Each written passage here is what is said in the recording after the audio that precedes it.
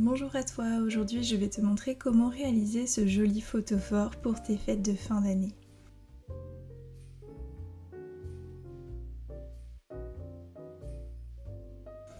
Avant ça, je me fais couler une infusion et je t'explique tout en détail. Il va te falloir donc de quoi te protéger ta table, de la pâte autodurcissante, un petit pot en verre, de quoi étaler la pâte, donc un petit rouleau.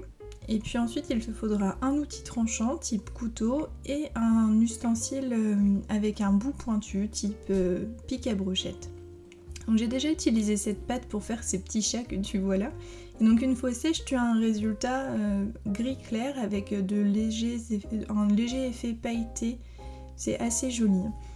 C'est une pâte du coup que tu peux trouver chez Action et qui coûte juste 2 €. Donc là c'est vraiment un tutoriel petit budget pour réaliser un photophore sympa pour les fêtes de fin d'année.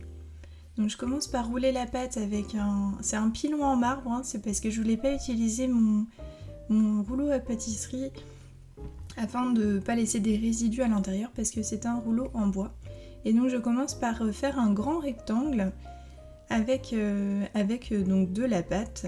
On essaie de le faire bien lisse et puis de le faire suffisamment haut pour qu'il couvre bien la hauteur du pot et puis suffisamment large aussi pour qu'il puisse faire le tour. Il faut garder un petit peu de marge sur la hauteur afin de pouvoir découper des petits toits. Et donc là après j'utilise le quadrillage de ma plaque de protection pour pouvoir couper droit. Je vais faire une petite marque pour savoir à quel endroit je dois couper pour bien faire le tour entier avec la pâte. Et voilà mon rectangle découpé. Là j'ai perdu le petit bout de vidéo sur lequel je coupe les toits, mais du coup je vais faire découper des toits de différentes tailles, des pointus. Je fais attention à chaque fois de ne pas découper trop vers le bas afin qu'on ne voit pas le pot apparaître. Et donc on réalise différentes tailles de toits et formes aussi. Ensuite avec un pic à brochette je viens dessiner toutes les petites fenêtres et les petites portes que je souhaite former, et je viens ensuite découper ça avec un petit couteau pointu et enlever l'excédent de matière à l'intérieur à l'aide de celui-ci.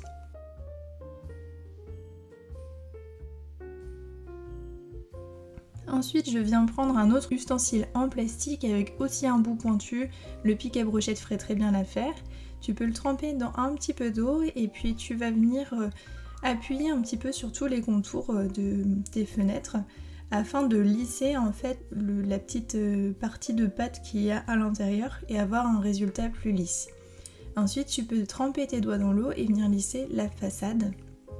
Donc faut en mettre un petit peu, ça permet de lisser, un petit peu comme le travail en poterie. Cependant il ne faut pas trop en mettre non plus parce que sinon la pâte devient vite une bouillie pas très agréable à travailler. Et donc après ça je viens repasser un petit coup d'ustensile pointu pour enlever l'excédent de pâte qui s'est déposé à l'intérieur des fenêtres. Donc ensuite je reprends une petite boule de pâte et je viens découper un cercle pour pouvoir faire le fond du photophore.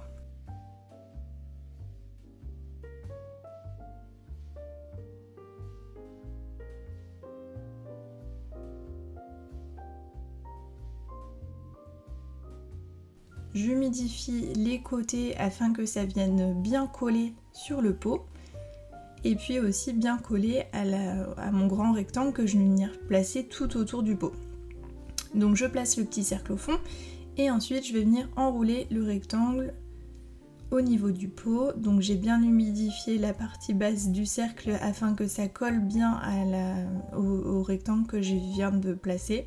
Et donc là j'humidifie la tranche, donc la jonction entre les deux parties de mon grand rectangle, afin qu'ils se collent bien entre eux. Ensuite je vais bien venir appuyer sur cette section là, hacher un petit peu la pâte, la relisser par dessus, afin d'être sûr que ça colle bien au niveau de cette jonction et que ça ne vienne pas s'ouvrir par la suite.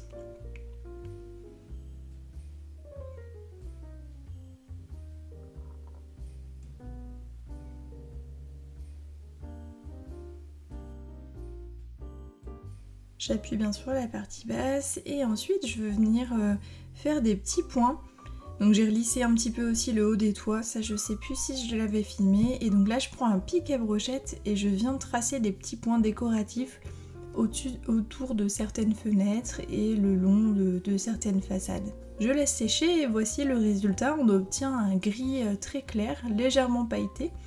Moi je voulais un photophore blanc, donc je prends de l'acrylique et je peins le photophore avec de l'acrylique blanche.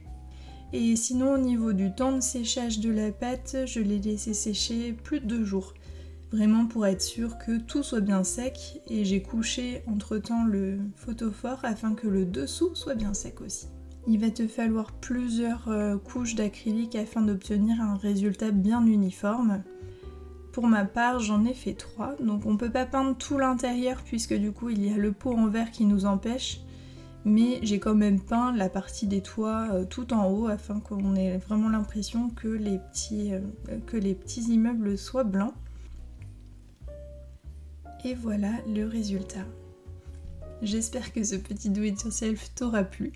Je te souhaite une excellente journée et te dis à très vite.